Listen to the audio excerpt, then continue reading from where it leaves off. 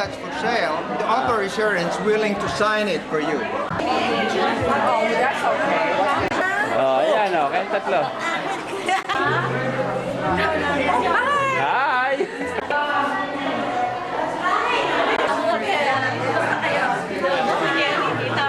I'm glad you can make it, Shirley. Yeah, it's because of you. See? Lakas mo, Ronnie. Lakas ka, Ronnie. Yeah. Hi.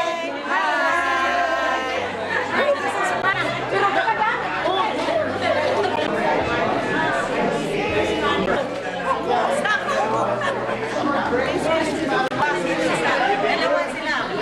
Isa ka nagsagal na.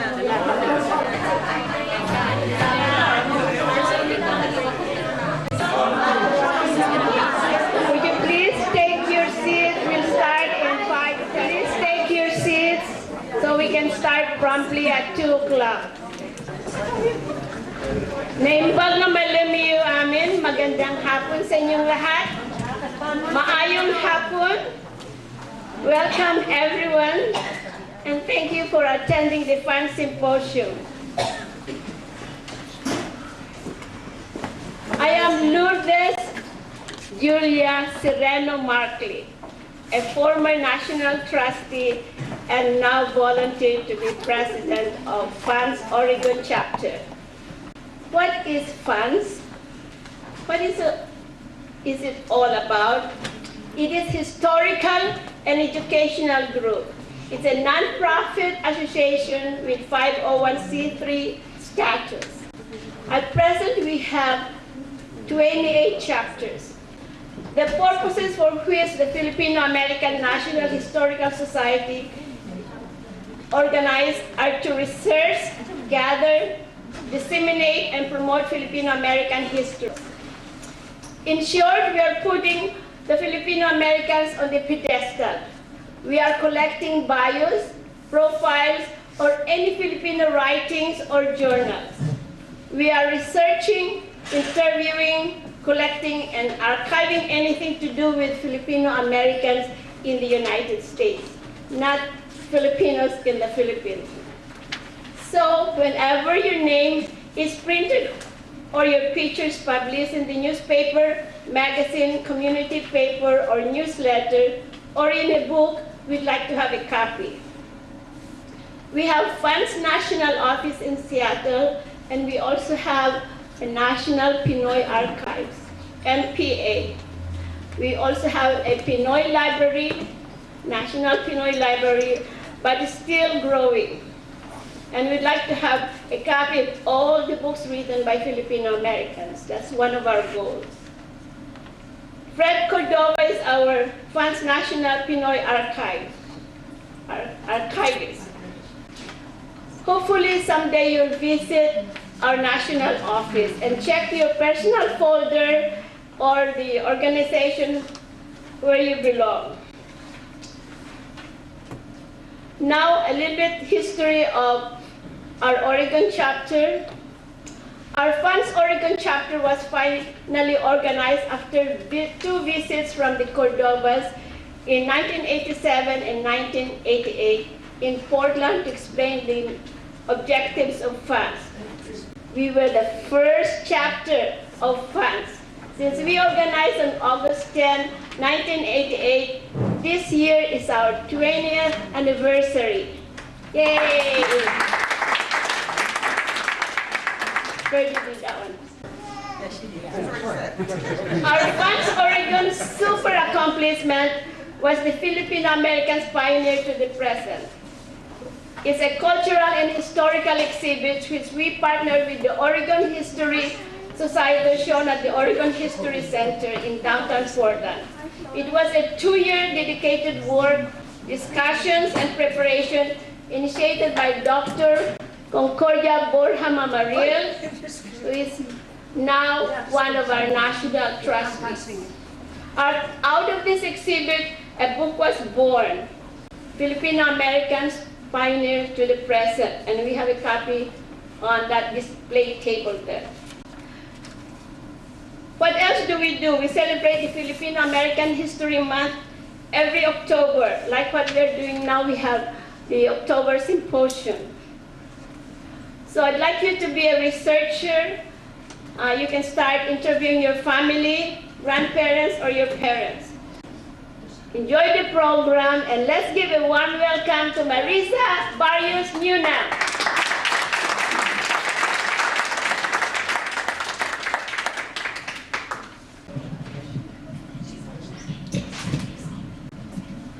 And a good afternoon to all of you. And what we would like to do first off is just do a few housekeeping items. If you need to stretch at any time during the presentations, please feel free to do so. Just keep conversations down in respect for our speakers. And our speakers will have 20 minutes each to do a presentation. There will be question and answers after all the speakers are done. 2 speakers, rest, break the other 2 speakers. We will be passing out little pencils, pens, or little note cards for you to write your questions.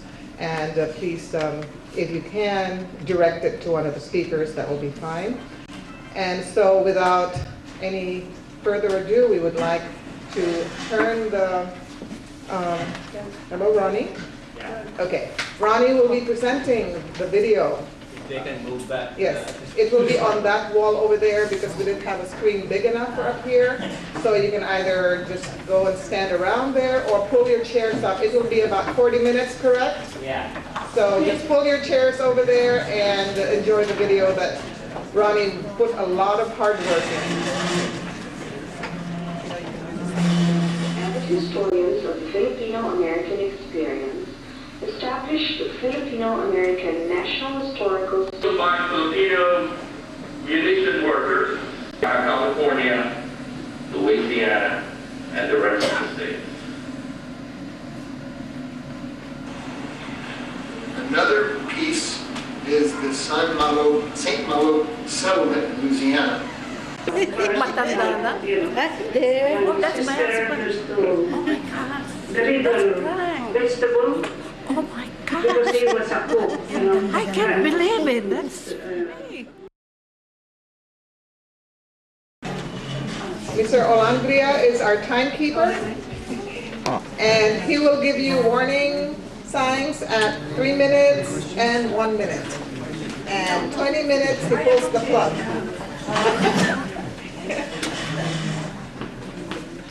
Okay. Our first speaker for this afternoon is Dr. PhD Gideon Allegado from Corvallis. Gideon was born in Gingoog City in Mindanao, Philippines. He said he lived or visited many towns in the cities in Mindanao because in the Visayas while growing up due to his parents' professions. He never said what it was. I'm sure he'll explain to you later. He obtained his Bachelor's of Arts of Anthropology and Sociology from Fil-Am University in Dumaguete City, Philippines. There he met and married Rachel, nee Tobias, and where they continued to work before coming to the U.S. in 1974 to pursue graduate studies at the Oregon State University. They both obtained their master's degree in 1976. They returned to Fil-Am University, where they served as faculty and administrators. In 1890, they were offered opportunities to pursue their doctoral studies again at OSU. There he received his doctorate in education. It is my honor to present to you Mr. Gideon Allegado.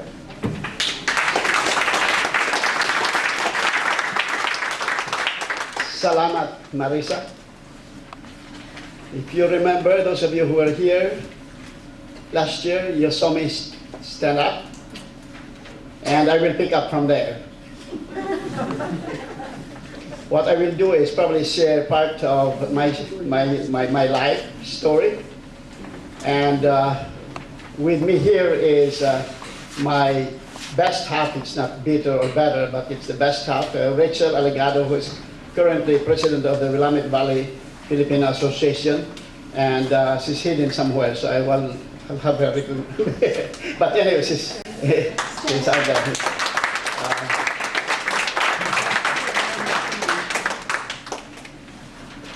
I was born in Mindanao, in Gingoog City, in Misamis Oriental, not too far away from Cagayan de Oro City, between Cagayan de Oro City and Butuan City, Agusan.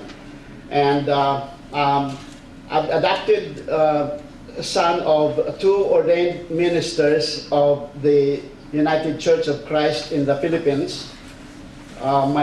Both my parents were graduates of the College of Theology of Fil-Am University, and even if they had very strong Catholic background, the turn of the times as well as of their destiny found themselves dedicated to the work of the United Church of Christ in the Philippines, which has different denominational background from the United States churches. And I grew up in Mindanao and in different areas because my parents established churches from place to place. And I went through all the experiences of pastors' kids and got my education in different schools also. Two of those was in Fil-Am University, my last elementary school grades, my 5th and 6th grade, we went to Fil-Am University. But anyway, Oregon has been my childhood dream come true, and that is the title of my subject today. Because when I was just a little child, even before I went to school, I was filled with a lot of books, materials, leaflets, brochures, Sunday school materials, school books, and whatever literary materials that many of their friends, my parents' friends, and churches, as well as schools, as well as my father's brother who was here, served in the U.S. Army and lived in Sacramento. All of these were suppliers of our literary materials. So I was exposed reading, especially when I was with my older brothers. And so since I knew how to identify and read different magazines or books, my parents thought it convenient for me to become their librarian. So they asked me to file those materials. So as I did those, I kept reading the materials that I had in my hand. And then one of those materials that intrigued me and excited my interest was the pioneers that came from the East and conquered, explored, and settled in the Pacific Northwest. And this was, to me, something of adventure. And then the cowboys and the Indians, and as I was doing this, the place was described to me that Oregon is a beautiful country. It's green all over. There's tall pine trees and huge, wide valleys. And so these were the things that were in my mind. So I pictured every single aspect of it and said to myself, I wonder if I would have a chance when I grow older to really go there and see for myself the beauty of what is described here. There's this place called Oregon, and that was the Oregon Trail. So with lines like westward, ho, the Wiggins, go west, young man, all of this just were stuck in my mind. So whenever I was with friends, I would also share my experience with them. I said, there is a beautiful place in America called Oregon. And someday, it is my dream, my hope, that I will go and really see for myself this beautiful place. And as I grew up, of course, the desire was there. And of course, as a child dreams, it is taken over by a lot of more immediate needs and concerns, preoccupations. And so it was kind of buried in the deep recesses of my mind. But it always continued to haunt my attention and say, hey, remember that beautiful place? And then when I was in the 5th and 6th grades, my parents had opportunity to go back to Fil-Am to further their theological education. And that was the closest at the time that I could go, wow, this is a little America. Some of the things that I read about and saw in the movies, excuse me, we were there because Siliman was, the Siliman campus was patterned after many colleges here in the United States. So, and then many of the faculty, administrators, and staff at the time were American missionaries. Excuse me.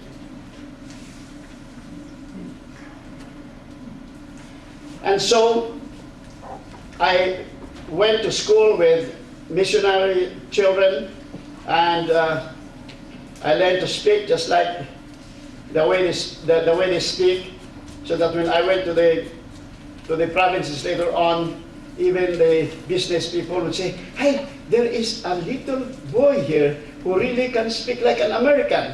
Of course, wala na to. When I grew up, it disappeared after we left Siliman. You know how it is when you're a child, you can easily adapt, you can easily adjust, but wherever you go, you lose part of it, and then you gain some things also within the vicinity. And whenever we went from place to place, I learned a new language, and the children would laugh at me because my language was strange, but within a week or so, I spoke just like them. And then when I was in college, I went back to Siliman. My high school years were spent in Hingog Institute, the school that my parents founded. As they established churches in the area, they also established school. And this particular school served the students within the rural areas that had only elementary education in town. And so they established a high school so that they would get farther than elementary education. So I spent my high school there also, my high school education. But in college, I went back to Siliman, and that's where I met my former girlfriend and present roommate and the mother of 2 children and grandmother of 2 grandchildren, Rachel. We were born and raised in Mindanao, but we never saw each other. Also, all our parents saw each other because my father, when he was moderator, the conference included their place, but never mentioned of the kids at the time. But anyway, we went to college then, and then worked after that. And I was eventually, I was working in various capacities and ended up as assistant administrator of the student personnel of the university. And then my job was I was in charge of several dormitories, student activities, and also the international students, and I was also counseling college students. And then I said, there must be a way to improve myself in this. And I kept reading about student personnel in the United States, programs, services, and so I read, and I said, since there was nothing of this offered in Philippine colleges, Rachel and I tried to explore possibilities, and with the help of her sister in Spokane at the time, we identified a few schools, colleges that offered student personnel or student services. And that started it. And then we inquired from various schools, and these universities answered back. And not only did they give me information, but also incentives and invitation to attend their institution. And the colleges that responded back to me were very positive, but one of them was Oregon State University. And when I saw that, I kind of focused, Oregon, the magic word. So I was blinded for the other schools and said, hey, Rachel, this might be it. And also with the help of her sister, we kind of zeroed in applying at Oregon State University. And so I wrote them, and the coordinator of the program there was the wife of Senator Cliff Troll, Dr. Joanne Troll, who was a very kind lady, and they were both like parents to us when we came. And so she kept encouraging me and said that we will prepare everything for you here, and then you will be given an assignment as hall director of one of the men's residence halls when you come. That will be part of your assistantship. So you will be earning, you will have your own apartment, and then you You will have resident assistants to help you. So it will not be a very difficult kind of job, but it will help you finish your master's. And so we in 1974, exactly on September 24, 1974, Rachel and I came after a few struggles getting our passport and visa also. And at the time it was martial law, and so we had to use all kinds of approaches with government bureaucracy. And finally, the day came when we saw the passport and the visa, and so we were on the plane. And September 24, we arrived in Seattle Airport, met by her sister and husband who lived in Spokane. They drove in order to bring us to Corvallis. And so that morning, even if we did not sleep on our trip, when we driving from Seattle to Corvallis to Oregon, I just kept my eyes open and my mind was working. Wow, this was my dream. The beautiful trees, tall trees, the green grass around, and then it was fall, of course, and you saw the atom colors also. It was very pretty, and so just kept looking around as my brother-in-law drove. And then we came across the Columbia River on the bridge with a sign, "Welcome to Oregon." I said, "Oh my goodness," I pinched myself. "Is this really Oregon? Am I in Oregon?" And said, "Yeah, it is." And so we came and saw Portland, the tall buildings and the bridges crisscrossing. Wow! So it was to my rustic, to my rural mind. I said, "Wow, this is not only a trip, but this is a real experience for Rachel and me." And so we arrived late in the afternoon at Oregon State University. It was still office hours, and we went to the department and met with my coordinator as well as the housing staff and administrators, and they welcomed us warmly, and then took us to our apartment. And while we were walking, we went through huge buildings. So I said, "Where is the dormitory?" And the director said, "This is it. This is the dormitory you'll be in charge of." It was huge. I said, "Wow." Richard and I handled dormitories in Silliman, both the women's and the men's dormitories, but they were nothing compared to the size, the structure, as well as the services and the program. So we were so overwhelmed. And so our dream, mine especially, was realized, and that to me was a big leap in my life to realize my dream. And so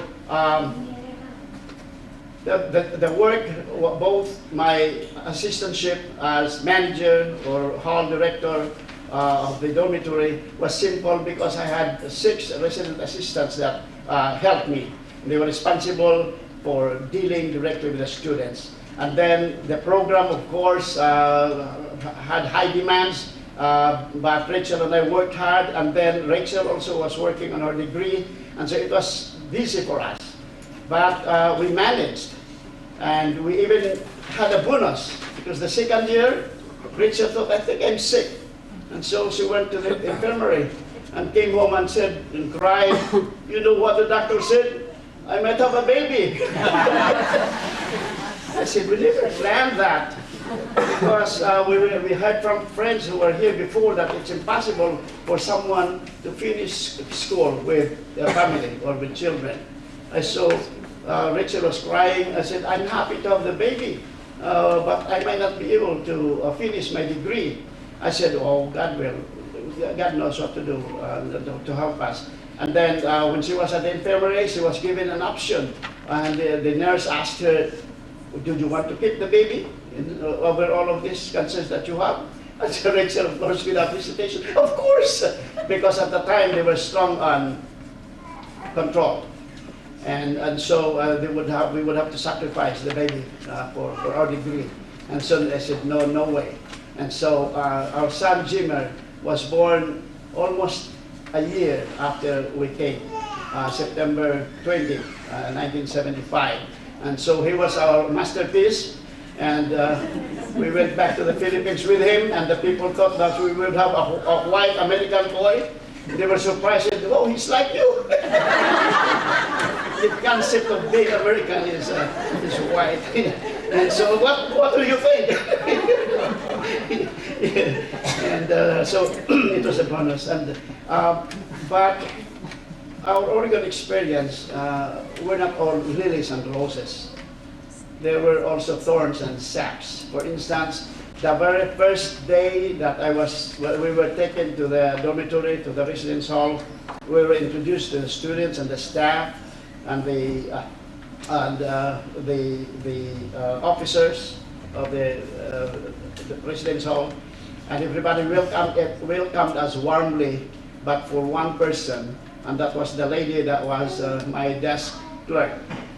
And just from the time we were introduced, we could see already that she was going to make it difficult for us. And but she was going to be seeing me day after 3 minutes. Okay, anyway, to make the long story short, she was so hard on us. Every day she would find problems. But the department said, don't worry, Gideon, we'll find a way. But later on, her I don't want to call it foolishness, but the way she behaved herself kind of boomerang, because she devised a situation where she fell down and then called the department and said that my hall director was careless and caused this accident. And so it became a kind of legal matter later on, and then ending in her being dismissed. And so that was one experience, and I will say as fast as I can, another experience was the guy that was at the store, was staring at Rachel and me as we entered, followed us with his glare wherever we went, and finally when we got close to him, he said, hey, you two, what reservation are you from? And so I thought, we just kind of ignored him, and then we got closer and kind of shouted, hey, I'm referring to you. You two. So we looked at him, yes, sir. Well, I'm talking to you both. What reservation are you from? It's kind of husky, although very elderly. I said, what do you mean by reservation? At the time, the only reservation I knew was when you reserved for a space or whatever, ticket or whatever. So she said, aren't you Indians? No, sir, we're not Indians. Oh, so what are you then? One of these refugees? Are you from China, Vietnamese, or Laos, or Cambodians? So I said, no, sir, we're not. I said, what are you then? We're Filipinos, sir. And then you could almost see his jaw drop. And then his countenance changed. What? You're from the Philippines? I said, yes, sir. We're Filipinos, so we came from the Philippines. So kind of beckoned us, come closer, kind of held us on our shoulders. I said, boy, my memories are rushing back to me, because during the war I was in the Philippines. And one time I was so sick, my captain left me with a family and asked the family to take good care of me while they moved on, because the Japanese were advancing and coming to the village. And so the captain pleaded to do something with me, because there was no way I could move. And so this family, not only this family cared for me and protected me, but the whole community, they did. And I think twice the Japanese came and visited, and to him it was a miracle that he was not discovered. But they took care of him until he got well, until his company came back to pick him up. And so in the course of conversation later on, he kind of apologized, and I'm really very sorry with the way I treated you from the beginning, because I thought that you were one of these Indians or these refugees. But I cannot help but admire your people, and although we interacted right after I returned, we lost track. But I really want to connect with them again. And when I saw you and realized that you're Filipinos, I just kind of my sentiment just overwhelmed me.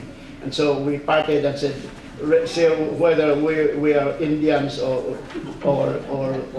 Vietnamese or Laos, I don't think that anybody deserves that kind of attitude or remark. And he was so embarrassed and apologetic. And so it was kind of there were other situations, but because of time, the next chapter maybe in the future. Thank you very much.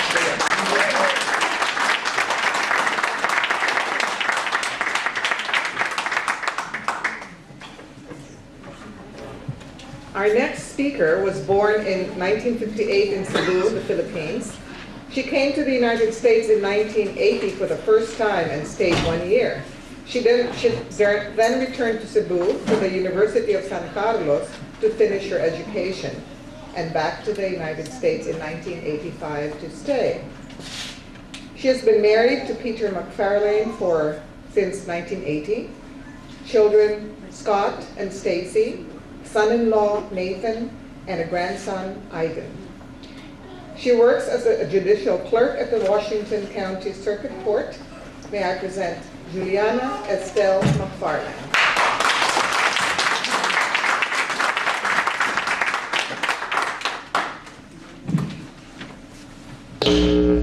Sorry.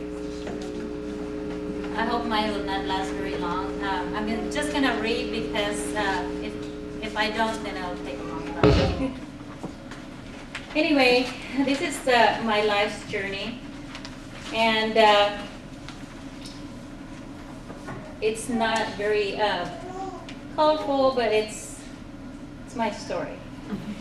Each one of us has our own journey, a journey from childhood to adulthood. Looking back, I had a happy childhood. We all struggled through life in search of betterment, contentment, and happiness. Mine is no different than yours. My name is Juliana Mcfarland. I was born and raised in the town of Cebu in the province of in the town of Oslo, province of Cebu. Oslo is located on the southern tip of Cebu, 3 hours away from the city. I have been married to Peter C. McFarlane for 28 years. We met through a correspondence club, also known as Pen Pal Club, now equivalent to Match.com. We got married when he was 25 and I was 22. We have 2 children, Scott McFarlane, he's in the audience, he's 27 years old, and Stacy May McFarlane, 25 years old. She couldn't make it today. Both of them graduated college. Scott earned his degree in electrical engineering and physics at the Portland State University and is employed at the U.S. Army Corps of Engineers in Portland. Stacy May earned her degree in journalism, specializing in electronic media and public relations at the University of Oregon, and is employed at the Pacific Northwest Federal Credit Union as a marketing specialist. My father's name is Juan Cabanlet Estelle, and my mother's name is Valeriana Rizon Estelias. They're both deceased. My father's main occupation was farming. They grew mainly corn, yams, vegetables, and fruits. They also raised cows, goats, pigs, and chickens. My parents were very poor. My father only finished 4th grade, and my mother never went to school. I have 3 brothers and 4 sisters. Both of my parents farmed with the help of their children. They harvest from the farm. The harvest from the farm was never enough. My father tried to supplement his livelihood by making tuba, to sell and also personal consumption. Money was hard to come by in those days. My parents could hardly afford to buy us clothes, school supplies, and other basic necessities. In fact, my 2 older siblings were only able to finish 4th grade. Both of them left home at an early age, moved to Manila to seek employment, and helped my parents raise the younger siblings. The next 2 older siblings were able to finish 6th grade. Our parents only allowed us to go to school just every other year. I hated not being able to go to school. I craved learning. I wanted a better life than what my parents had. I learned to read and write my ABCs and my basic arithmetic before I went to school. I started 1st grade when I was 8 years old. I was always older than my classmates because I only attended school every other year. I tried my very best to excel in school so my parents would be proud of me. I would keep me in school. In fact, I always earned medals for being top of the class, but it was not enough. I have an older brother who I believe was the apple of my mother's eye. He was good-looking, tall, and very smart. He was an honor student in grade school as well as in high school. I don't remember if he was made to skip school. I had this feeling that maybe since I am female, that I don't need to further my education because once married, I'd be required to stay home and rear children. I did not like that thought. Seeing my parents struggle to raise us, I decided to break away from the bondage. I saw my classmates come and go. I was left behind. I thought that there has to be a way to find my future. I asked myself how. I really wanted to finish grade school, high school, and some days obtain a college degree. I wanted to help my parents and siblings better their lives. At age 14, I convinced my parents to let me go and seek employment in Manila, the big city. My parents did not have money for my boat fare to Manila, but they knew someone who worked on the ship and guaranteed my way. I was on pago destino status, meaning that someone had to get me and pay my fare upon arrival. Otherwise, who knows, I might have had to wash dishes in the ship. I was fortunate that my older sister was there to meet me at the pier and bail me out. Once in Manila, my sister was able to persuade a couple to hire me. I helped out in their gravel and sand business, ran short errands, and assisted them when needed in and around the house. It was difficult adjustment for me at first because I don't speak Tagalog. Being young, I was quick to pick up and learn the language. I was paid 50 pesos a month and saved most of my wages. I felt more encouraged to go back to school and follow through with it. I graduated top of the class. I was 17 years old. I had an edge over my classmates because I was older and more mature. I left home to find employment again. Fortunately, my older sister introduced me to a couple willing to take me in and help me attend high school. My employer and mentor were kind to me. They treated me as if I was a part of their family. They introduced me to their friends as their niece. The husband was a civil engineer and his wife a principal of an elementary school. They had 2 children at that time. My job was to pick up their kids from school and tutor them. I was also a sales clerk and cashier at their store. They provided food, lodging, and tuition in exchange for my services. My older sister took care of the miscellaneous school expenses, but she could not keep up with the cost. My employer decided to take drastic measures. We started a small business selling snacks and refreshments at the primary school where the wife was the principal. We bought these sacks of cheese curls, chips, and many things and repackaged them into smaller packs. I also made other varieties of snacks and or desserts like pulveron, sago, maja blanca, kutsinta, and many other things to be sold at the school and restaurants. The proceeds were used to pay for my tuition, books, school supplies, and allowance. My first 2 years of high school was during the day, but due to unexpected circumstances, I was forced to transfer to night school. My younger sister Marie joined me working and studying at night after I rescued her from her employer. We helped one another with whatever task we were asked to do. I studied so hard that I sometimes got so little sleep most nights, but the payoff was good grades. I wanted to prove to myself that I could succeed and become someone someday. I had ups and downs during my high school years. Sometimes I felt like quitting. It wasn't easy doing all my work, getting so little sleep and studying. I felt like giving up after 4 years. Then I realized, why should I quit now? I've gone this far. I must continue. While in high school, I was supporting my youngest sister, Lourdes, right in the audience, to get her high school education. I used whatever money I saved for my allowance and gifts. I have other older siblings, but they either have families to support or were unwilling to help.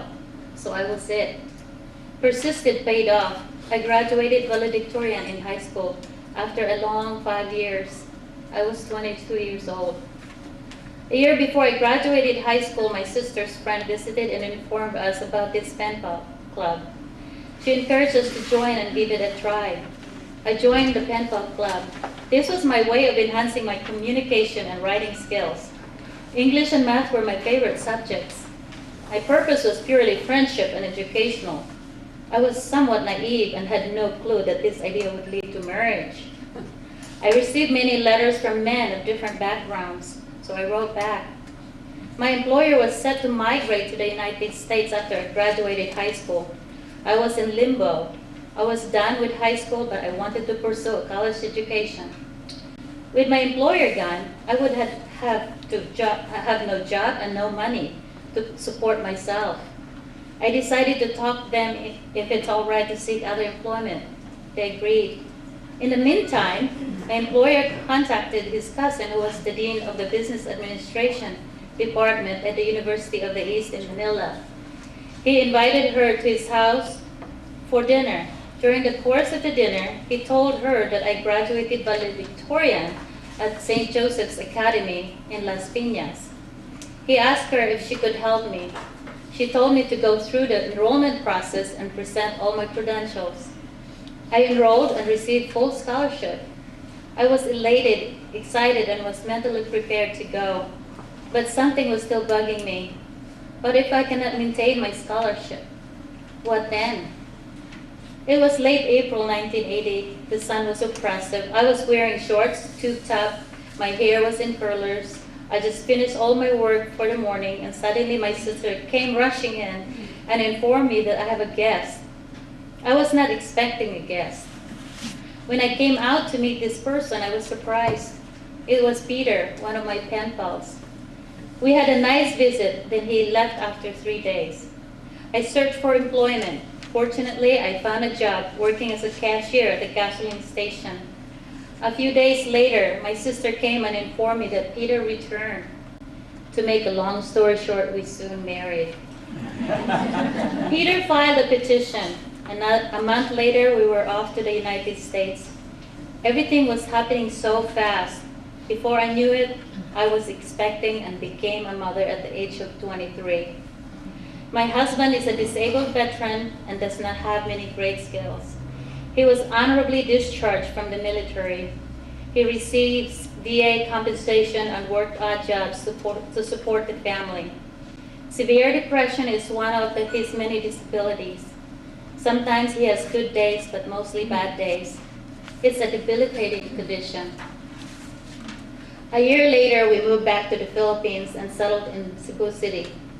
Peter decided to move his family back to the Philippines because his pension would go further and believed he would feel better there. My thoughts were playing again. What if our marriage didn't work out? What if we get divorced? What would happen to me and my child? How would I get back to the United States? I decided to take advantage of the opportunity to go back to school. It did not take a lot of effort to convince him. He supported my decision. I enrolled full-time at the University of San Carlos and received a full scholarship as well. Life was not a breeze while we were in the Philippines. Money was very tight. In the beginning, 3 of my sisters lived with us. They helped us watch our children while I attended school. My younger sister Marie was still trying to complete her high school education. It was difficult for Peter adjusting to life in the Philippines. The culture, the heat, the noise, the bugs, etc. made him moody and irritable. It created tension in our relationship. We argued quite often, and the stress affected my studies. I lost my scholarship. Now another added stress to our financial situation. My mother was not living with us, but we were supporting her as well. It was in the middle of May 1982 when my sister Lourdes arrived at our household. My older brother and his wife could no longer support her education. In spite of our financial predicament, Peter without hesitation took her in and expressed his desire to help. He has a big heart. Now, not only did he pay for my tuition, he also had to pay for my sisters, Marie and Lourdes. He was willing to give up 1 meal a day just so he could help. I graduated and earned a bachelor's degree in accounting in 1985. I had a bigger dream. I wanted to become a CPA or perhaps to law school. But at the time, I had 2 children. Peter's pension was reduced in half because the doctor who did his annual evaluation failed to assess the severity of his condition. We were barely making ends meet.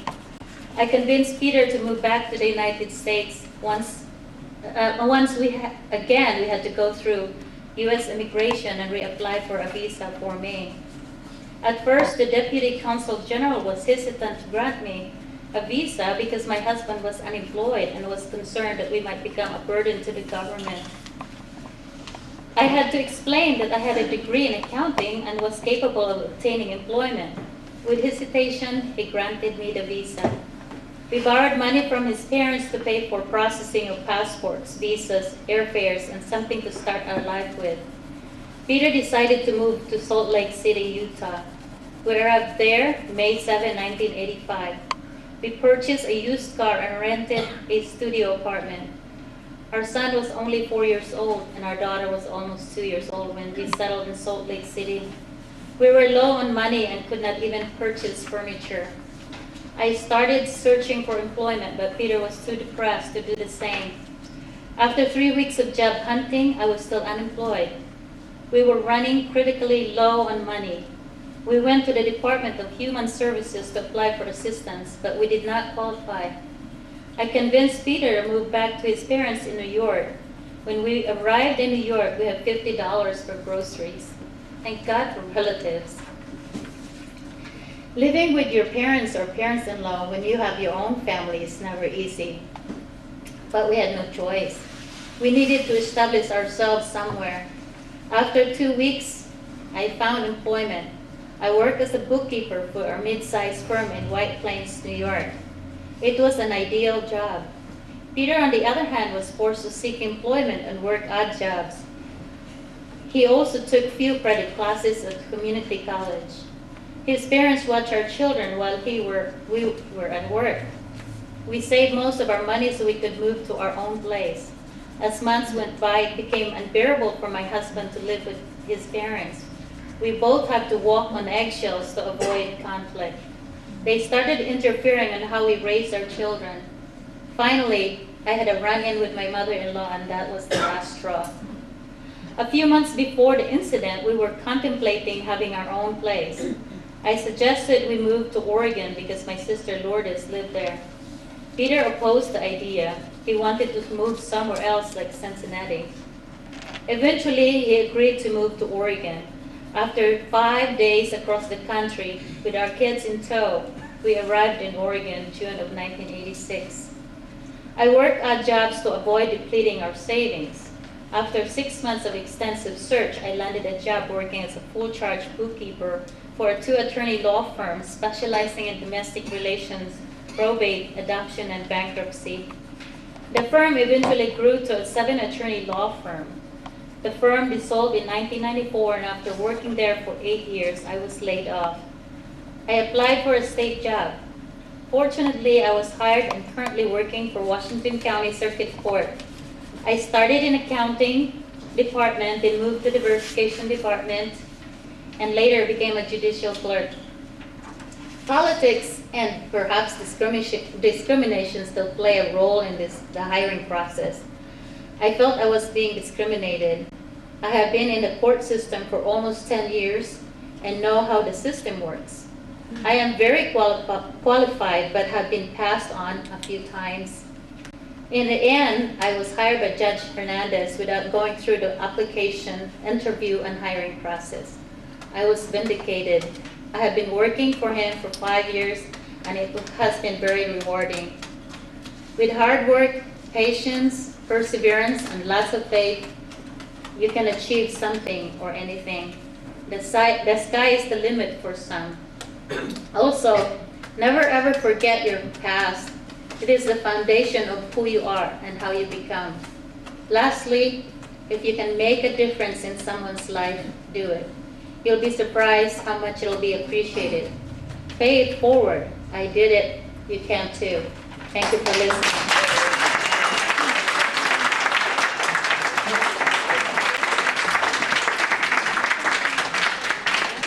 Thank you very much, Jude. And now we will take a 15-minute break, and I believe we have refreshments.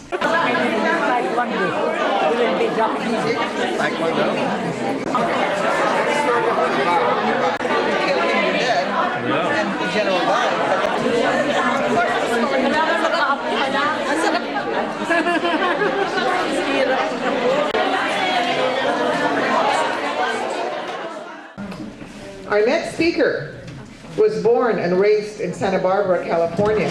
His father, Rizaldo Zal Villanueva, is from Calibo, Aklan, the island of Panay in the Philippines, and arrived in the United States in 1929. Anselmo's mother, Audrey Kress, is of German and English background from Great Falls, Montana.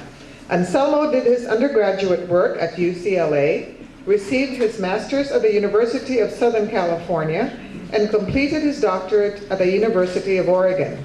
After more than 35 years in the public schools as teacher, counselor, principal, and central office administrator, Anselmo retired from that aspect of his career. He is now the executive director of Community Alliance of Lane County, a private nonprofit organization that works on peace and social justice. Anselmo is chairperson of the Philippine American Association, vice president of the Filipino American National Historical Society, the Oregon chapter, and also is active in the Council of Filipino American American Associations, and works with many other organizations in the Asian American community. Anselmo is married to Rosemary Valencia and have one son, Martin. Ladies and gentlemen, Anselmo Villanueva.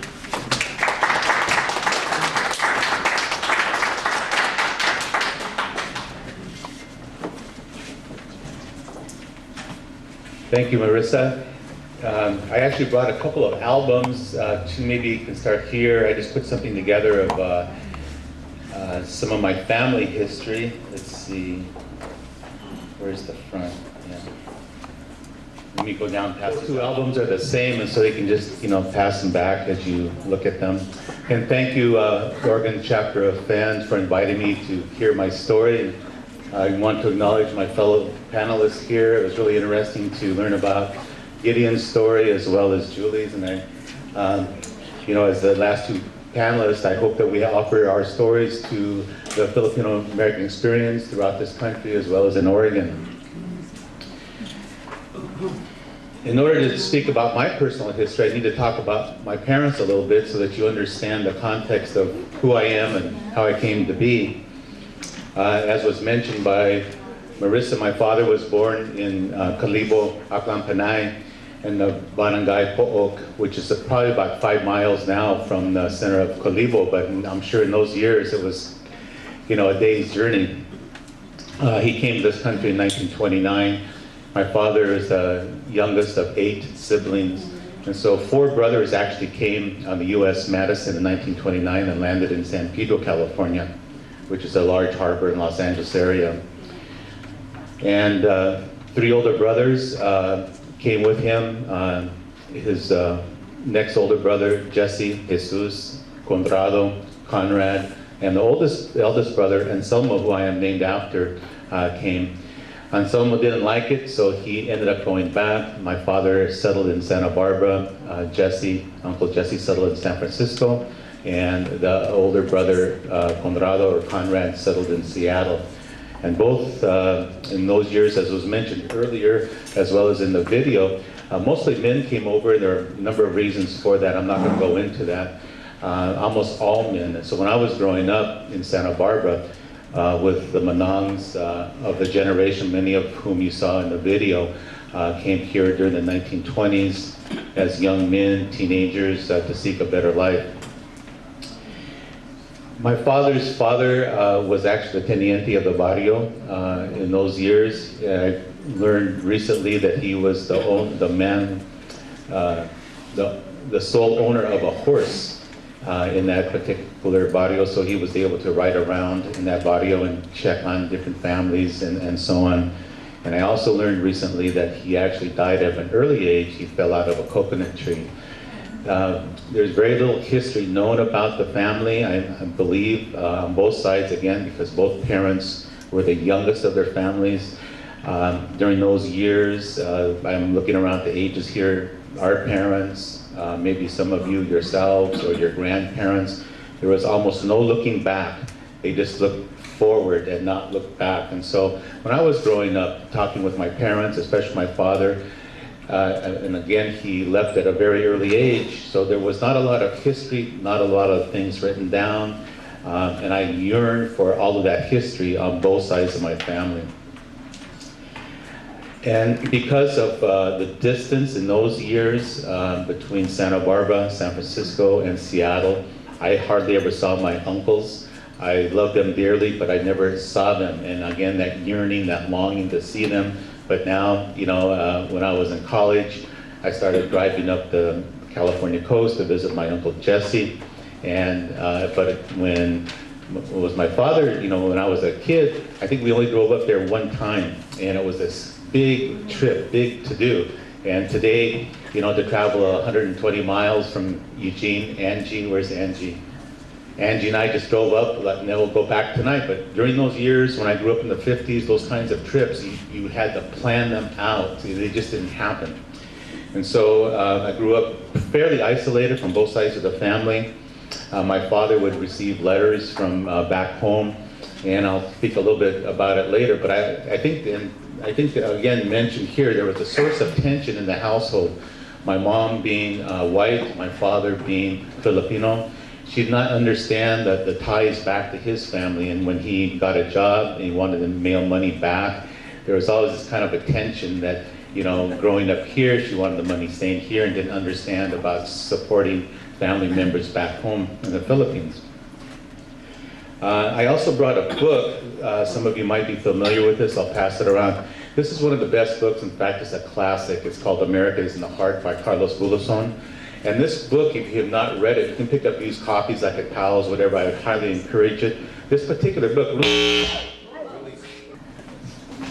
So I'll circulate this book. Again, that book is a classic and it's read in many college classes. I would encourage you, if not seen it, to purchase a used copy. It talks about the experience, and it parallels the experience of my father quite a bit. On my mother's, let me finish up on my father. Again, he settled in Santa Barbara, California in the 1930s. During those times, again, mostly single men. They did a really, really wise thing. They actually purchased a hall very similar to this. And to this day, I see Marisa nodding her head. She's seen it. It's in Lower State Street, Santa Barbara, the 400 block. During those times when I was growing up, it was kind of the seedy part of town. People didn't go down there, but now it's all gentrified. And you see the still original lettering. The Filipino Club had a hall like this, but in the front of the, facing the street, there was a restaurant owned over years by different Filipino families. And in the back, kind of, you know, in the back room, the men played cards and mahjong and bet money. And, you know, the kids would go back there and hang out. And it was just, I can to this day smell that room. It was just a really great experience growing up. There are lots of community parties there, a lot of festivals, a lot of baptisms, those kinds of things. My father worked in the service industry all those years. He came over, he worked as a valet for several rich men. Valet meaning, you know, dressing them, laying out their clothes, personal attendant. He got into the restaurant business, always wanted to own his own restaurant, but it never happened. So he ended up working for lots of different people. And I think, you know, if he would have had his dream come true, it would have been to own his own restaurant. My mother, also the youngest of her family, was born and raised in Great Falls, Montana. Came from a very, very poor family at one point in time. They actually lived in a boxcar. And the father died at a very early age. My grandfather, John Kress. My mom's first language was German, but because of his dying, that language didn't continue in her family because the mother was of English background. She was also the youngest in her family, and like I mentioned before, I think there were some, what I would just say, some bad stories in that family, bad blood. I don't know. Both of my parents are deceased, and there's very little written down, but you could just sense, and my brother and I commiserate quite a bit talking about that. There was probably something happened. Who knows? Maybe because my mom married someone who was not white. Who knows?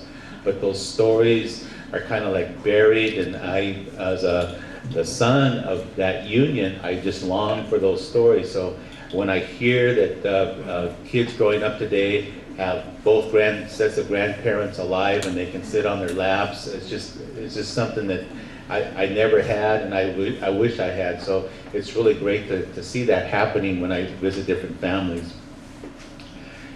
So anyway, my parents met in Santa Barbara, California. My mom's sister was down there, and that's how they met. I won't go into that long story. Actually, probably wasn't too long, probably similar to Julie's. All of a sudden, they meet, next thing you know, they're married.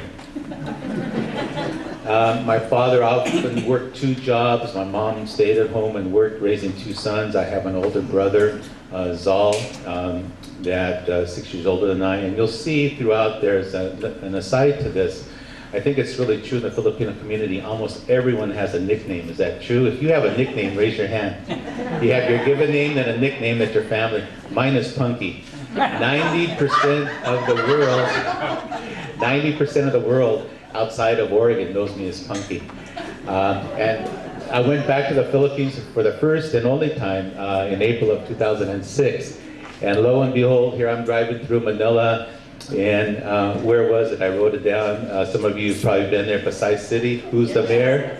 Mayor Wenceslao Pee-wee Trinidad. Pee-wee. I grew up Pee-wee. I go Pee-wee. Okay, so everyone's got a nickname. It's interesting. In the early 50s, probably around 1952, I was, 3 or 4 years old. Both of my parents got tuberculosis. And in those days, especially if those of you in the nursing field know that in those years, the people were sent off to a sanitarium and the children were separated from the parents. I had no idea what was going on. I just had this kind of vague recollection. Next thing I know, my brother and I are living up in Fresno, California with my mom's sister. And my father had been teaching me his dialect, Akulanan. And so when we got set up to live with my aunt and uncle, and that was an English-speaking household.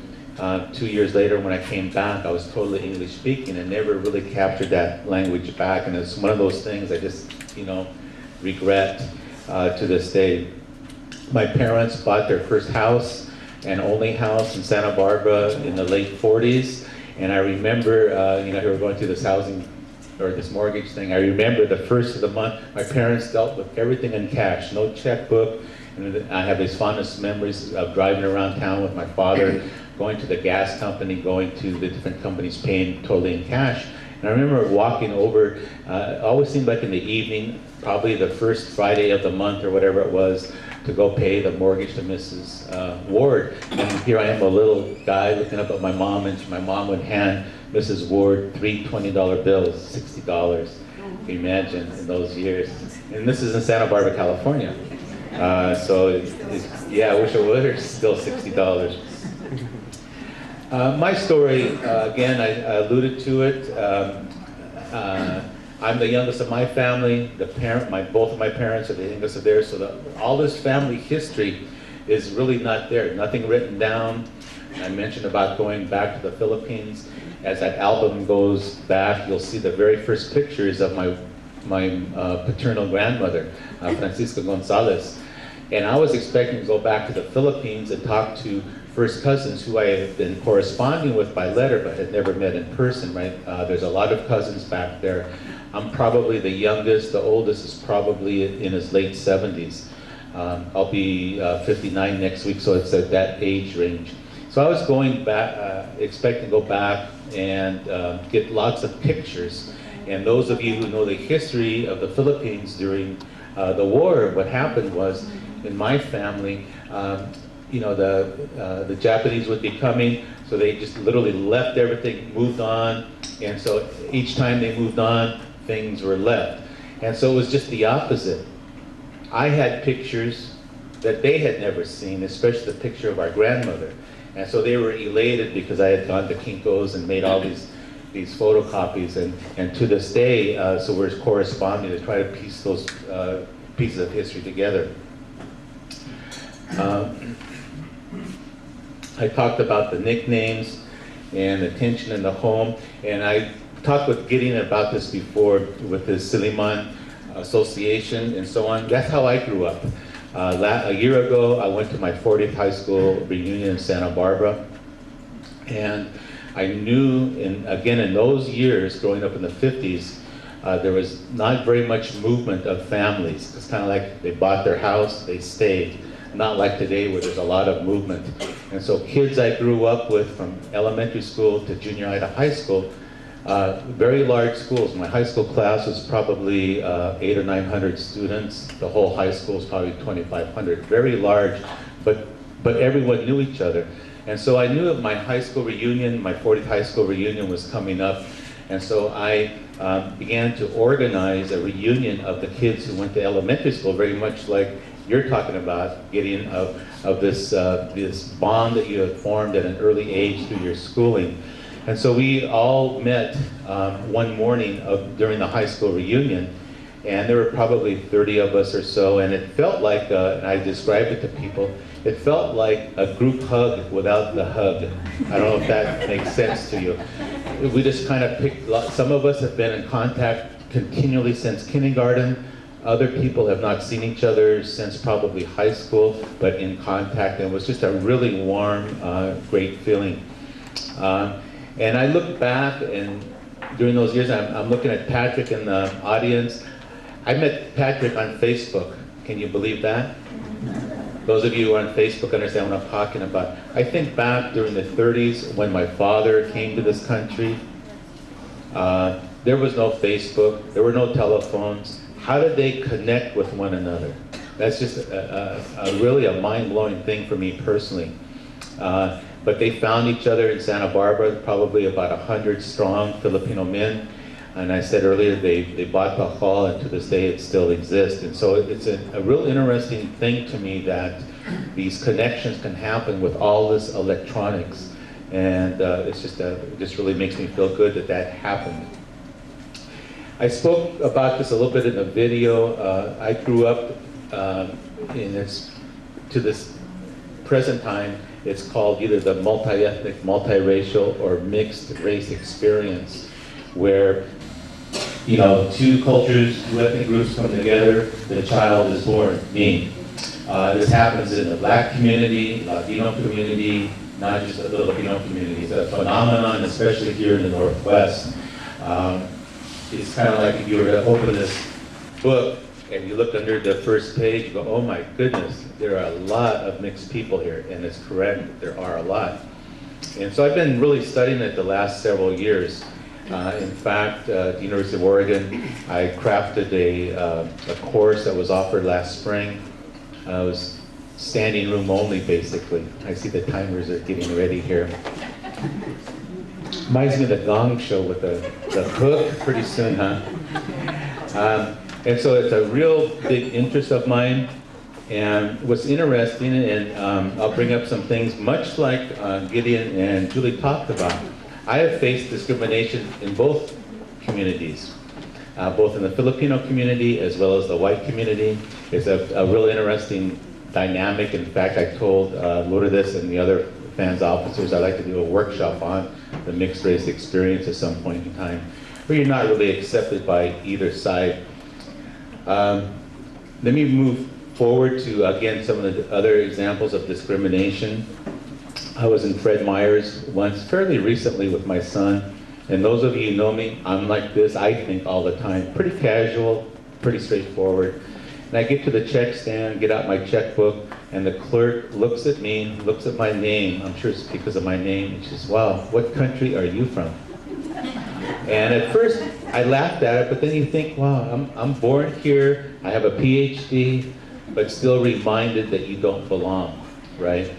And I'm Catholic. I went to St. Mary's Catholic Church in this. It just happened very recently, actually. Went to the early 7:30 Mass, and I don't know this woman's name, but she's the one at the hallway or the beginning of the church that passes out the missalettes. So she recognizes me. I go in and sit down. I was there by myself. My wife stayed at home. And during the offertory, during the gifts, this same woman and her husband get up to take the gifts, right? So as she's facing me, I'm the woman, she looks down at her purse, looks at me, looks at her purse, and she turns to the woman next to me and says, "Would you watch my purse?" And this is my own church. So again, I'm reminding that people who look like us, whether we know it or not, are always faced with these kinds of things from other kinds of people. And you know, I'm Catholic, but many times I'm very critical of the Catholic Church. This is an example of that. I was there by myself. My wife stayed at The home. timer is about to hold up one more minute. Next steps, I was talking with Angie about this on the way. I would love to go back to my father's homeland. I mean, his region there, and either teach or something like that. I'd like to take my wife, Rosemary, with me. But it is extremely hot and humid, as you know, which is okay with me, but my wife just has a hard time with that kind of weather. In fact, when we were there, they live out a ways from town, and you know what I'm talking about. The water runs from like 4 in the morning till 10, then it stops. And so you take your showers in the morning, and then at night you go to bed all kind of grimy, and you lay on these sheets that are supposed to be dry, but they feel wet, you know, so I can get along with that, but I'm not sure if Rosemary can. I'm going to stop right there, so maybe there's some questions, some kinds of things that perk your interest. I just really appreciate the time that you spent here on a beautiful day to learn from 4 other people about our stories. Thank you.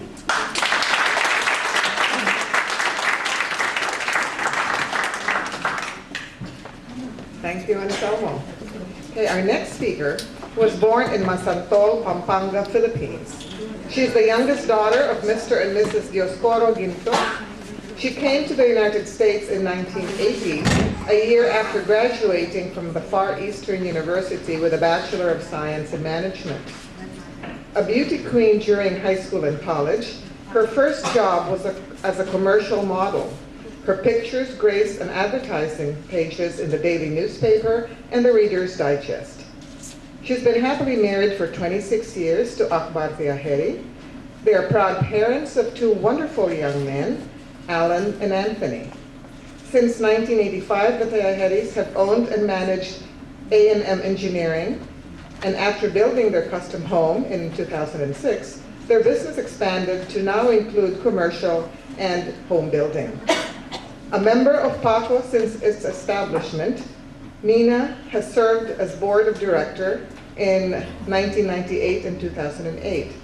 She's an active member of the Filipino choir here in Metro Portland and the Filipino American National Historical Society, and also of the Academia ng Manong Sisuan International. Since 1996, Mina has been an active member of the Aguman Kapampangan and has served as business manager, advisor, and in May 2008, was elected as president of the Aguman Kapampangan Northwest.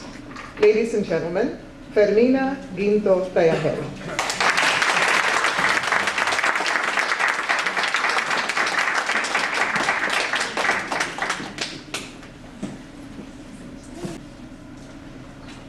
Magandang hapon po and welcome. First, let me thank the Filipino American Historical Society of Oregon for inviting me to be one of its speakers in this symposium. I am Mina Ginto Tahayeri, the president of the Aguman Kapampangan, Northwest USA. Since my cultural experience is diverse, I would like to entertain you with my Filipino American background. I'll have to rewind the tape of my life story. I remember in March 24, 1980, when I came to the United States with my younger brother, Nick. My parents had immigrated to the United States in 1972. I had been living in San Francisco, along with my 6 other siblings. They were the ones that filed the petition for us. We could have come earlier, but they wanted us to finish our studies. First, it was less expensive to attend college in the Philippines than here. I received my Bachelor of Science with a major in management at Far Eastern University in 1979. During my senior year, I worked as a commercial model for VF Homes for a year and now features graced advertisement pages in daily newspaper and Reader's Digest. I waited for my brother to finish college, which was the following year. I decided to get a full-time job as a marketing and sales representative for Pilar Development Corporation in Makati, selling units of their high-rise buildings and condominiums. But let me take you further down memory lane into the past to give you more of an idea of who I was. I was born November 24, 1957 in the town of Masantol, Pampanga. My parents, Dioscoro Pabalate Ginto and Calisa Flores Bernarte, were merchants dealing in prime commodities. As a child, I was never satisfied with just being on the honor roll, and so I always strived to be at the head of my classes.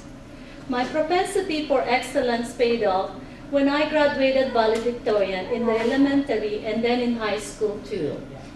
And as if this is not yet enough to boost my whole being, I was enthroned as a beauty queen in school quite a few times, both in high school and in college, as well as in our town's fiestas and Santa Cruzans. Now fast forward. In 1980, when my brother Nick finished his schooling, we finally were able to live in the United States. At that time, the Philippines had just shifted to something similar to a parliamentary system. Ferdinand Marcos was still at the helm as president. The prime minister was Cesar Virata. The defense minister was Juan Ponce Enrile. The Solicitor General and Justice Minister was Estelito Mendoza. The Information Minister was Francisco Tatad. General Durr was the Armed Forces Chief of Staff, and Fidel Ramos, who would later become president, was his vice chief. Ninoy Aquino had been detained at Fort Bonifacio since the outset of martial law in 1972 and was in about 2 months' time going to be allowed to go to the United States for a heart bypass operation. In our province, former Governor Josebi Lingad, who was contesting his loss in the gubernatorial election, was not yet assassinated, as he later would be in the same year.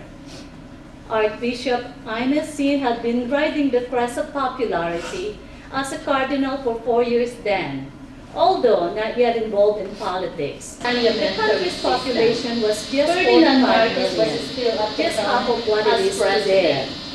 The exchange rate was then 7 pesos to the dollar, now 48 pesos to the dollar. That was how it was in the Philippines when we left bringing with us the dream for greener pasture. I have thought of putting this in writing in the hope it would contribute a little to the history of Filipino Americans, which is currently in the making. My family have already moved from California to Oregon when my brother and I arrived in the first week of spring in 1980. It was quite an experience being aboard an airplane for the first time in life. And I was so eager and excited to see the United States, and I was looking forward to seeing my family, whom I had not seen for almost 8 years. The first thing I noticed when I set foot on the United States soil was the temperature, especially having arrived at night. Oh my gosh, I thought I couldn't endure the cold.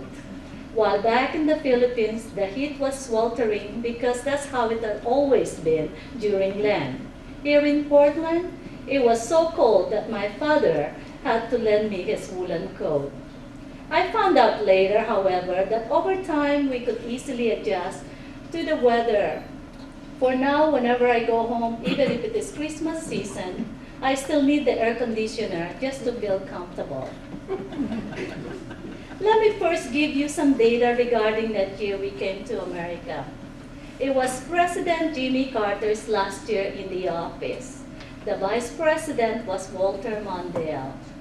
The Chief Justice of the Supreme Court was Warren E. Burger. I just could not forget his name because I got to love cheeseburgers, you see.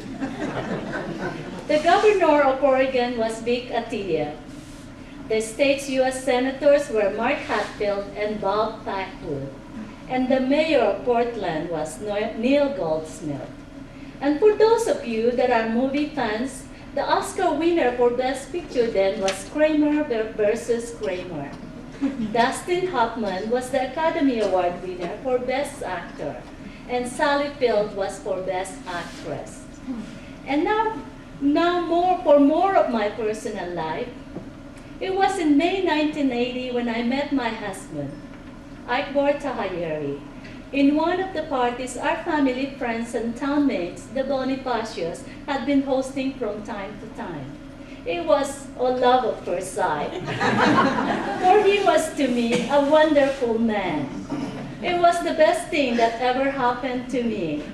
But his being an Iranian posed a big problem to my family at first, especially my father. For one thing, none among us was familiar with Iranian culture, and so my parents and siblings were apprehensive as well as protective. My folks were also worried in that if I were to marry him, he would take me to his country, and they would not see me anymore. But soon enough, they all got to know him better, his kindness of heart, his generosity, and all that. So much that in the end, they were the ones prodding me to go ahead and marry him. And so it came to pass that in December 1981, we have a wedding which was cherished by both of our families and our friends. And just like in the storybooks, we have lived happily ever since, and we have been blessed with 2 sons. Alan, now a college graduate, he is 25 years old, and Anthony, a senior in high school, he is 17 years old. As for my work experience in my country, well, just 1 week after our arrival here, I tried my luck in some large corporations and fortunately got hired by US Bank as a new accounts representative. Unlike Filipinos that came earlier, I was lucky in that I did not experience any discrimination. After a year, I was promoted to the position of loan officer and then much later to a senior accountant. In 2002, however, I decided to stay at home and assist in the family business my husband and I established shortly after our wedding, as well as to enable myself to take care of my mother, who is now 90 years old. You see, I first an electrical engineer and also holds a master's degree in computer science. Since 1985, he has owned and managed A&M Engineering. We have our own electronic products designed and patented. After building our custom home in 2006, our business expanded to now include commercial and home building. At present, we have several ongoing projects related to home building, and I have wound up as a contractor. Despite my engagement in business, our business that is, I still find time in socializing with the Fil-Am community. I am proud to say that I have been a member of PACO since its establishment in 1997. In fact, I was part of its delegation that went to Malacanang and saw President Ramos regarding our survey in connection with our business ventures. I was also one of those that helped support the formation of the Council of Filipino-American Association of Oregon and Southwest Washington, known as CFAA. I am also an active member of the Filipino Community Choir here in Metro Portland, the Filipino-American National Historical Society, and the Academia ng Amanong Siswan International, a worldwide organization working for the propagation of our own culture and language, Kapampangan. Since 1996, I have been an active member of the Aguman Kapampangan, which I initially served as its business manager, and then as an advisor from 1997 to 2008. Last May, I was elected president, and as early as the following month, I launched a fundraising event at Fowler Middle School, which was quite a success, considering that we just had won a couple of months before that. More than half of the money we were able to raise went towards the Filipinos de Mana project. With that money we raised through Christmas caroling, Santa Cruzans, and dinner dances, we are able to hold picnics at Cascade Lodge every year. But most of all, we are able to launch medical missions to the Philippines every 2 years. And in fact, we have already scheduled another one for this coming January. I now end my speech with the conclusion that I am really enjoying life here in the United States. This country of which Akbar and I are now citizens have given us our extended families and the opportunity to have a better life. Living here is really a blessing. Although I must say that we should never forget to help the country of our birth. I am very proud to be a Filipino. As for my advice for the youth, have a strong faith in God. Education is the key to success. Work hard and never give up. It will pay off. Be compassionate and be helpful to others. Example, involve yourself to the community. Help and feed the homeless. It's very rewarding. Be humble, honesty, integrity. And with the economy now, don't live outside your means. And for those who can afford it, travel. It will broaden your horizon and realize you live in a better country than others. Lastly, make the most out of it and enjoy life. How would I like to be remembered? The answer is, I would like to be remembered with a smile.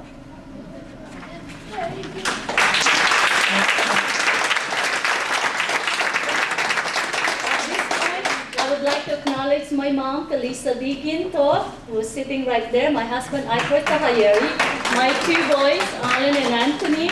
Please stand out. Yeah. Ladies and gentlemen, my family and my inspiration, I thank you.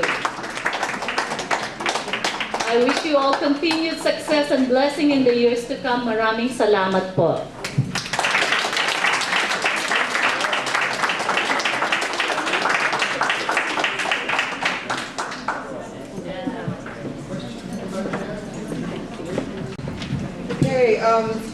Thank you very much to Mina, to Anselmo, to Julie, and Manangid. We appreciate your presentations. We thank you. And now we would like to open for the question. And it says, Juliana, you've had a great life, sometimes not so great, and they thought it might be worth writing about. So any plans for a book? I have to hire an agent first.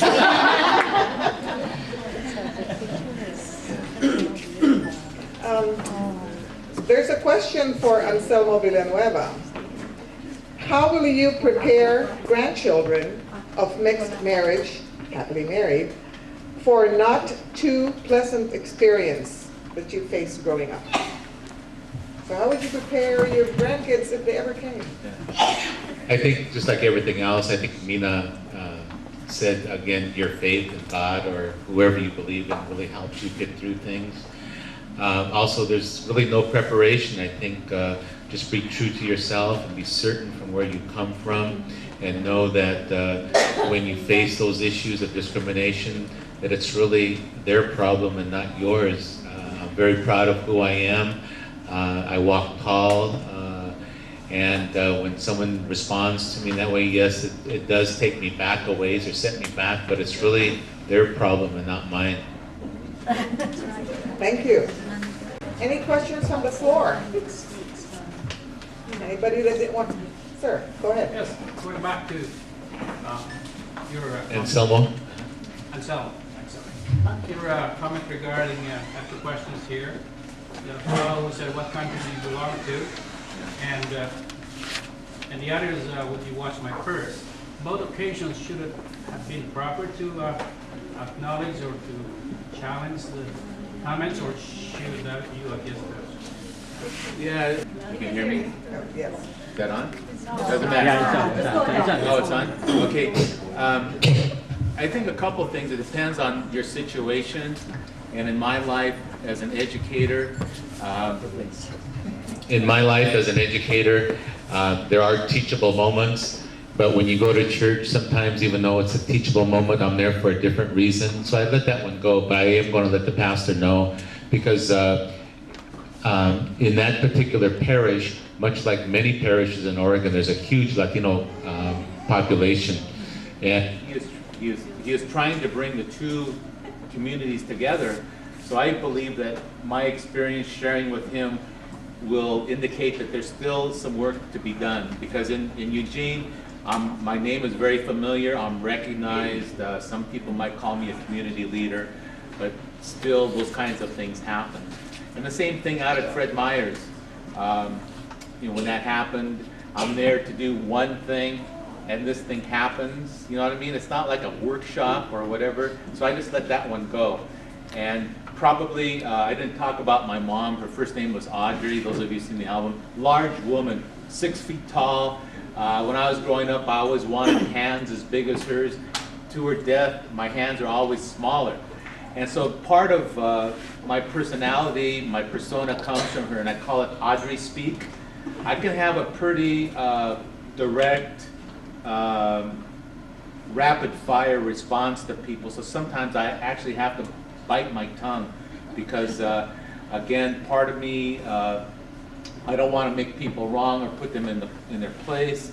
But usually how I deal with those things, I just throw it back to them to help make them explain, well, what do you mean by that comment? But I was just like dumbfounded, actually, by the one in Fred Meyer's, as well as the one in the church. Thank you. Yes, sir. Could you provide a few more details regarding the course you said you were introducing at the University of Oregon? Attendance, upper grad, lower grad? Sure. The course I developed around the mixed race experience across the country, there's like a movement basically for these kinds of courses, workshops, and so on. And so I've been wanting to do it and for quite a while, and someone encouraged me. Those of you who work in the university setting know that to get a course approved takes quite a while. It just doesn't happen overnight. Probably took about 14 months. And so the course was offered this past spring, finally. It maxed out at 35 students. They called me and said, do you want to, I said, yeah, open it up, because I didn't want to deny anyone the experience of that class, and there were probably upwards of 50 students in that class. It was just really great. And added to that, when FANHS hosted a national conference here in 1998, it was interesting. I offered a workshop also on this very, what I call the mixed race experience. I brought some kids up from Eugene, high school and middle school age. They talked about growing up mixed. I talked to my story. There was probably a crowd in there of about 60 people, many of them in their 50s at that time, and this was 10 years ago. And they were crying because they had grown up in that experience, but have never had the opportunity in a public setting. I mean, we talked about it very openly, and they were very moved because they knew that there were some issues, and it was just all of a sudden up here. Fast forward, much like Mina was using the term fast forward to summer of 2006. Okay, the FANHS conference in 1998 here, there was one workshop on the mixed race experience, my workshop. In Hawaii and Honolulu, some of you were there. There were probably about 15 different workshops, and it was an indicator to me that, again, this experience, this phenomenon is on the table, you know, in terms of interracial relationships, offspring, you know, and like I said earlier, the part of that experience is that sometimes you're not accepted, in my case, by the Filipino community, and for sure, I'm not, many cases, accepted by the white community. Because of how I look, biologically, I can claim to be a white male. If someone said, line up at the door, all white males, and I lined up there, Al would probably say, what are you doing here, Anselmo? You know? So it's, you know, it's just a phenomenon that is just growing leaps and bounds. And as I'm speaking right now, I can see a lot of people nodding, that they understand what I'm saying, especially if you have kids who are mixed. It's just a really exciting time, I think. In this country, oftentimes you face discrimination as a group of people, whether it's the Filipinos, the blacks, and it appears sometimes that some groups get better. Believe me, I've seen it happen to all groups. It's happened to women, they call it the glass ceiling. If you look at, in my business, women's superintendents of school districts, the population of women in this country is about 57%. You would think that there would be 57% of women superintendents of public schools. It's probably less than 5%. You say, well, why is that? Are they not qualified? So at some point in time, you have to ask those pretty tough questions that people don't like to talk about. Racism, discrimination, those kinds of things. You know, and I also believe what I have seen within the Filipino community, here we are, I think it's very unusual for us to talk about ourselves. And I think that's another variable in this. My counterparts who have PhDs, you know, they know the system, they know how to articulate who they are, not to say that I don't. I'm just talking Aposim as a group, that we don't call attention to ourselves, right? We're not about me, it's about our family, about our community. What Mina was saying, we want to go back and help our country, that kind of a thing. Whereas in this, generally speaking, again, this society, it's not about that. It's moving forward. What can you get out of it? And, you know, it plays out as the land of opportunity, but when we look at it from our perspective, you know, I'm there to help other people first and to help myself. I don't know if that explains that, but I think that that's part of the variable that comes into why people who are very educated aren't the bank president, aren't the mayors, whatever. Do we have, I'm sorry, I was going to ask if anybody else in the panel would have any ideas on that same issue? Mr. Gideon? I just want to reiterate what Anselmo said. If the society, our society, this society has a large role in propagating that phenomenon. And it will take quite some time for the situation to change. There have been changes, but it's minuscule, very, very little. But we have seen some, they say we've come a long way, but not really. It's a slow progress. But I think eventually the picture will change. But I think it needs also for us to be a little assertive, probably aggressive, in pushing our role and making everybody know that we're capable. We're just, I think, quiet and humble, and sometimes we allow ourselves to be trampled on. But I think we're developing ourselves to probably push ourselves a little bit. Yeah, I think the answer of Dr. Gideon was right, because we are passive, we are not so assertive, because you see, even in government, we see that the newer immigrants, the Vietnamese, they are in government and in other high positions, say in firms or whatsoever. I think we are just passive, we are just assertive, or we just content ourselves with what we are. Thank you, Mr. Mamario. I have to make a comment to Anselmo along the lines of what he's referring to. This may come as a bit of shock to some of you. I attended the FANHS conference in Anchorage. I was a panel member up there. Most of you are here. After I had made my spiel, I was talking to somebody later on who had been in the audience. They said to me, because they saw me on the panel, they didn't know who I was, they overheard somebody say, well, who is that tall Caucasian that's on our Pinoy panel? This was Pinoy speaking. So it works both ways, and I can really identify with what you're talking about. Yeah, let me just say, it's a funny story about what you are talking about. I grew up, and there's this thing about the Pinoy nose, right? And my brother always wanted to put a clothespin on it so it'd be, wouldn't be so flat. I've been teased about my nose being flat for a long time. I think I have a beautiful nose. You have a beautiful nose, whatever nose you have, right? So I go to the Philippines for the first time, and I'm sitting with first cousins and their kids, right?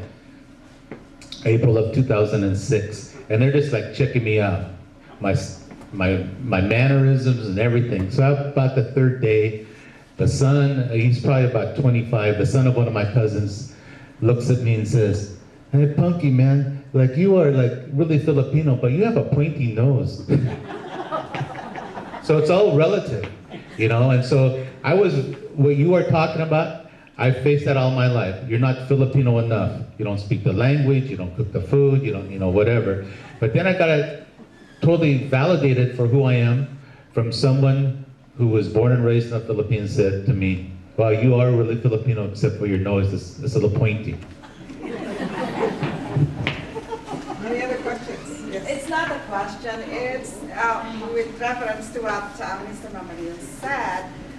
Well, maybe some Vietnamese are in politics, but look at the hospitals. We have a lot of Filipino doctors. Look at education. We have, I'm also a teacher, and there's more. And the students, the Vietnamese students are in awe of Filipinos teaching math.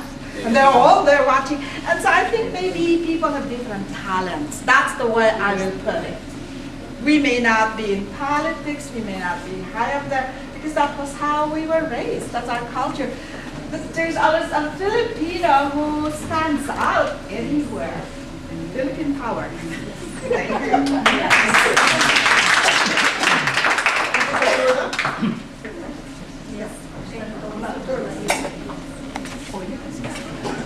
You see that all four of you have been here for at least 25 years.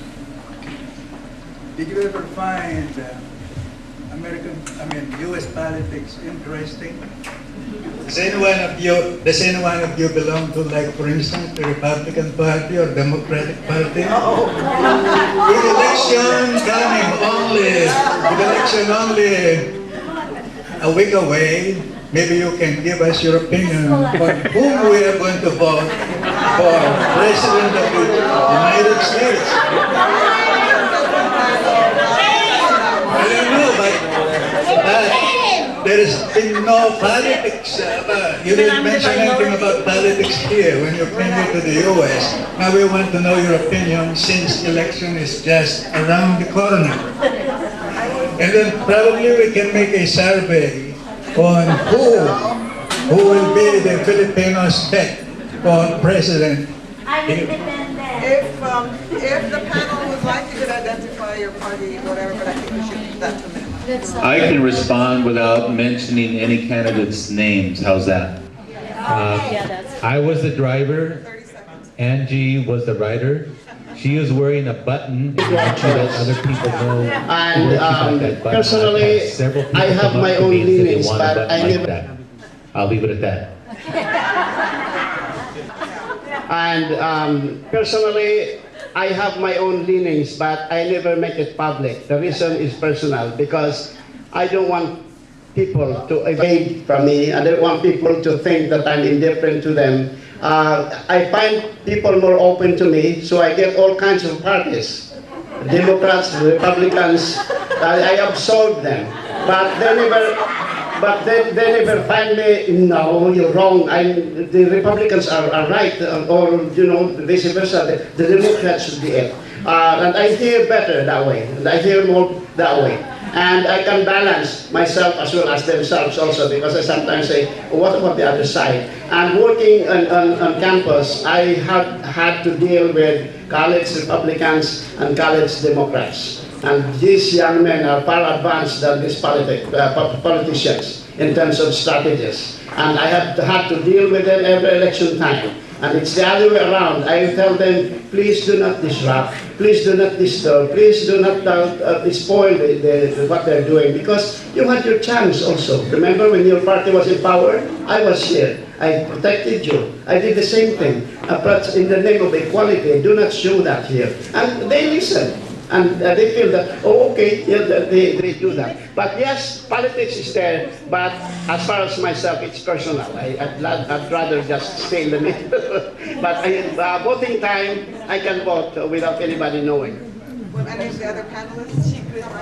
I reserve my my position in politics, and we all have our own better judgment on who to choose. So use your own better judgment. Who is the best candidate for the job?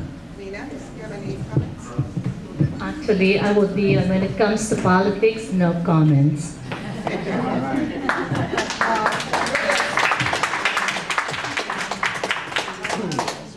Like that was, and we're not supposed to deal with politics already.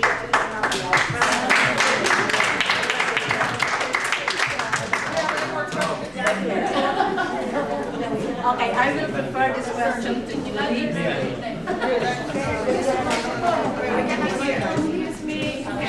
This question will go to Julie. Julie, we work together at Washington County, and now I'm in Multnomah County. We do the same job. How do you feel when we have a defendant that also a Filipino? Is your emotion, or how do you feel? How do you react, and how do you share your experience with them? Working for the courts, I don't show any favors. We treat everybody the same. I don't want to show bias on individual or what race you are. So like when we pull jurors and I know you or I know him, I don't show to everybody that I know you.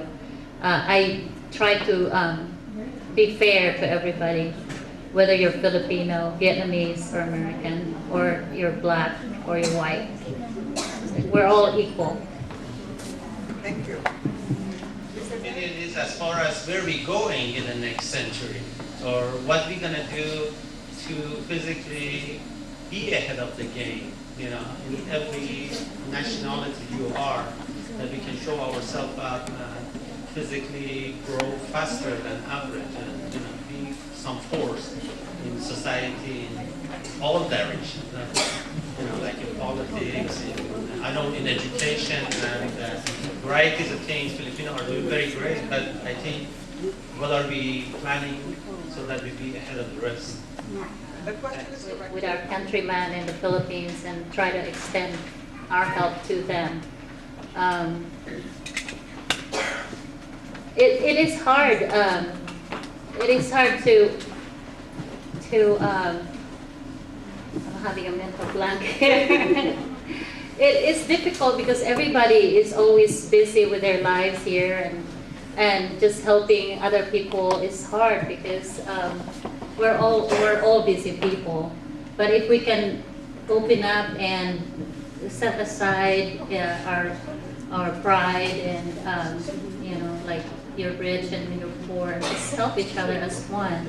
I think that's how we progress that way, because not all of us are rich. So if we just eliminate that and put ourselves as equal, then I think that's a step. For me, I think it's like my father and my mom, they wanted for my brother and me to have a better life than they did. So I think that's a universal kind of thing, that you want your kids to have a better life than you.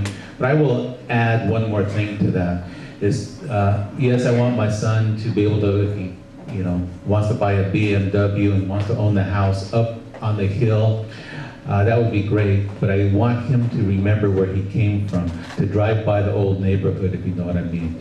And the same thing here is that I want kids to understand that when they get invited to a banquet and there's 4 forks on one side of the plate and 4 spoons on the other side, that they know how to use those. That's what this country's about.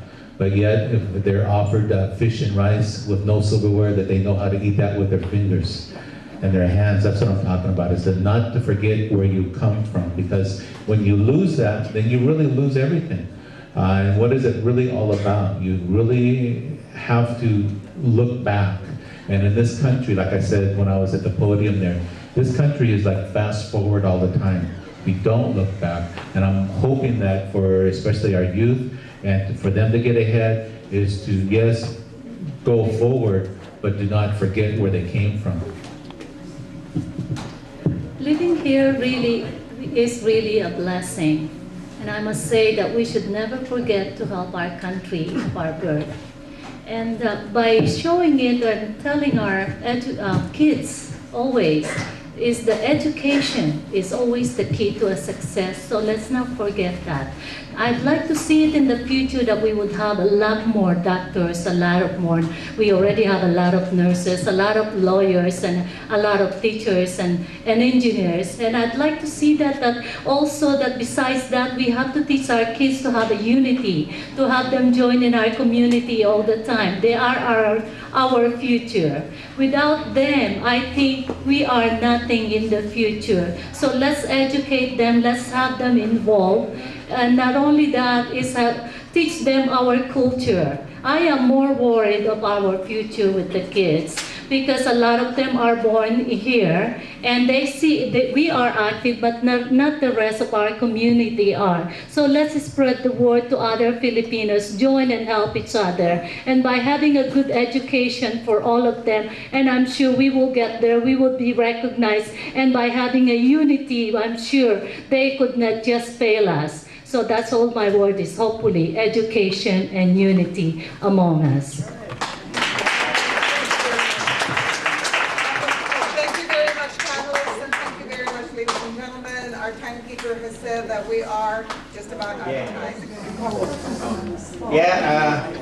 I'm given the task of closing remark, and that's the worst thing because if I forget someone, then I'll be in big trouble. Well, to the audience, thank you very much for attending this symposium. And there will be more symposiums coming. So just watch for our flyers. When will be our next symposium? And thank you for coming to this symposium again. And also to the panel, you have done a good job. And thank you very much. And also to the officers and members of the Filipino-American National Historical Society Oregon chapter for putting together this symposium from the president down to the last members. I don't know if I have to mention names because, as I said, if I forget someone, I'll be in big trouble. So, yeah, I understand the video will continue, and if you still want to watch it, you know, it's available. And I think, I don't know if Ronnie, do you have the copies to sell? No, not yet. Not yet. There will be copies for sale fundraising later on as a fundraising to the fans. And so just watch for your email, it will be coming. And for the Marisa and Al for the display in here, and also Ferdy for the display. And to the members also of the fans who took care of the food and set up here with the help of the members of the Kaibigan, and they are really, you know, of big help to the fans today. So, as I said, thank you very much, and watch for the next symposium. Thank you. And there is some more food there, some more food. Take care of it. Did you want to?